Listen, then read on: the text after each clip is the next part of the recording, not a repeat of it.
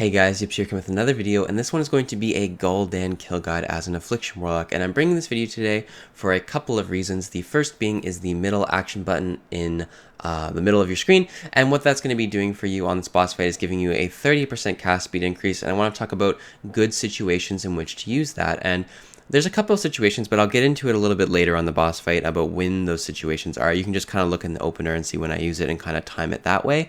But not only that, I also want to talk about shard usage, and I also want to talk about corruption usage on additional ads, getting Wrath of Consumption, when to use your shards, and all of that sort of good stuff. So first, let's talk about a little bit about phase 1, and then talk about how to do DPS on it, and move on to phase 2 and 3, okay?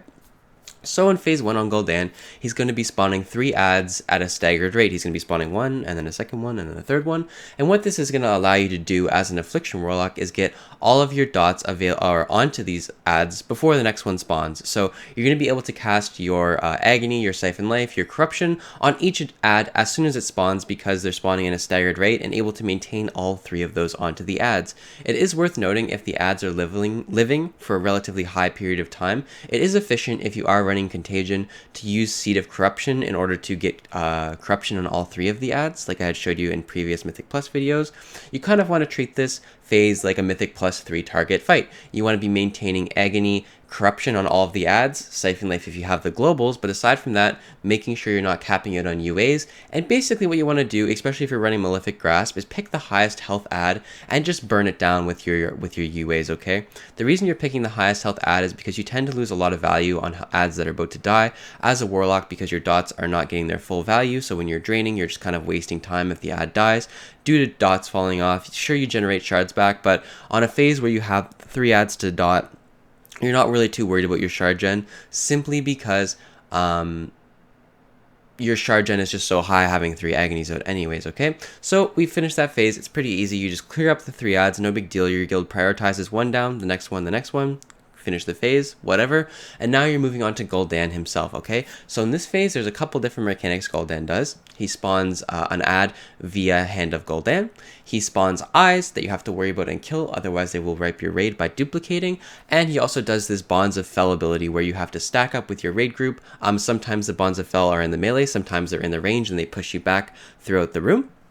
So the way you want to be dealing with this phase is you want to be using your middle action button either when you have full soul shards and you want to get them out as quickly as possible, or when a new ad spawns. And you're going to see how I time my middle action button pretty well here. Whenever a new ad spawns, I'm going to be using that middle action button in order to maintain my dots. And you're going to be see how I abuse Wrath of Consumption off these little eyeballs by making sure I'm either A, Seed of Corruptioning the boss when these Eyes of Gul'dan spawn, or B, just simply running around and tab Corruptioning them in order to get the tag on the mob, get a little bit of damage, and get that Wrath of Consumption buff right back, okay?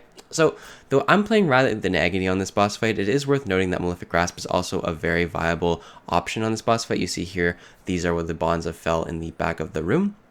So I'm just maintaining dots on Gul'dan. I'm maintaining dots on my Soul Effigy, just doing the normal Contagion Soul Effigy stuff. But you see, when this ad spawns, I'm going to be using my middle action button in order to make sure that I'm able to maintain all 9 of my dots out. It's not easy to maintain 9 dots out, while also spending my soul shards at a reasonable pace. And that's really what this middle action button allows you to do as a Warlock, whether you're running with Malefic Grasp, whether you're running with Haunt, whatever build you choose to run on this boss fight, that middle action button is allowing you to catch up to maintain your multi-dots as an Affliction Warlock.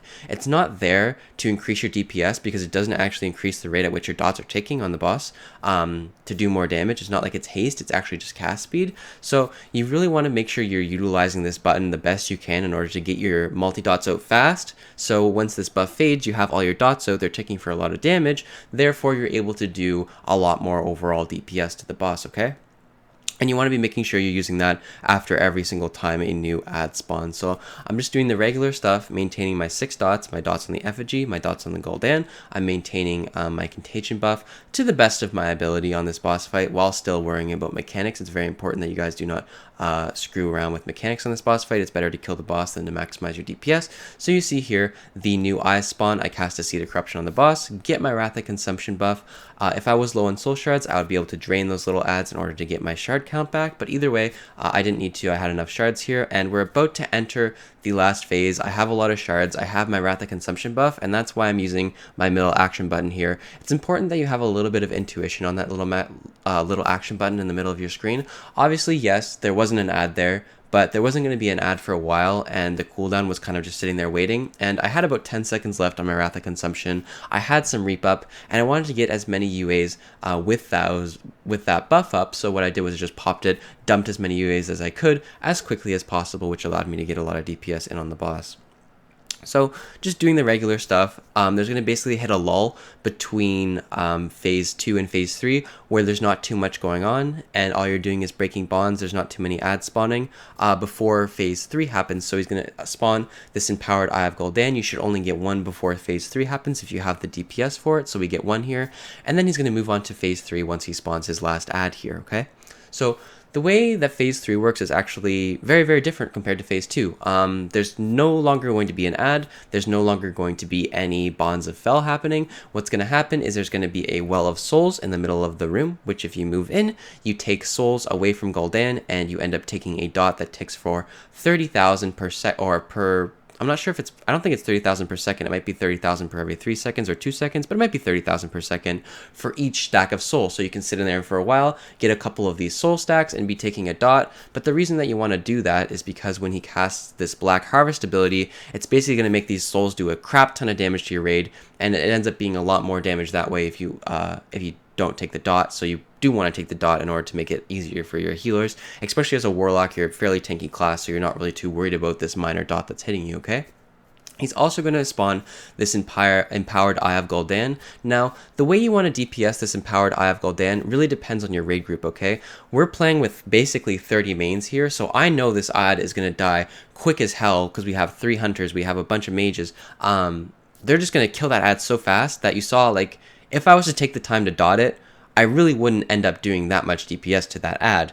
And the reason being is just because it lives such a short period of time that I'm not able to actually get my Affliction dots out on it that are ticking for any relevant length to do any damage. If I was to cast 3 dots on it and a UA, I maybe would have done 1 million DPS on it, while these other classes are able to burst it for, 10, 15 million in a couple seconds if they have cooldowns aligned for it, right? So at this point in the boss fight, when the boss is getting around 24%, you're thinking about your second pot, you're thinking about saving your Reap stacks for Bloodlust.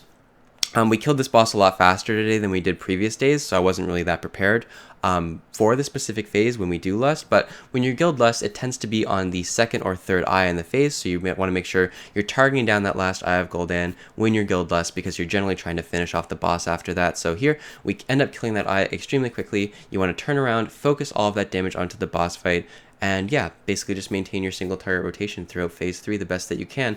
Another really important thing to note in phase 3 is when he casts the ability that makes you run away from him, all of those, purple chain blasts spawn from the ground. You want to make sure that you have a high dot count on Gul'dan when he casts it. I think he casted it previously. You just want to make sure that you have an extremely high dot count on Gul'dan when he does cast this Stormforge ability. I forget exactly what it's called, but the reason you want to make sure that you refresh your dots before he casts that is because you're not going to be able to target him when you're running away, because the range or this ability spreads so quickly. It's called Storm of the Destroyer. You want to make sure that you have all your dots refreshed on the boss when this does happen.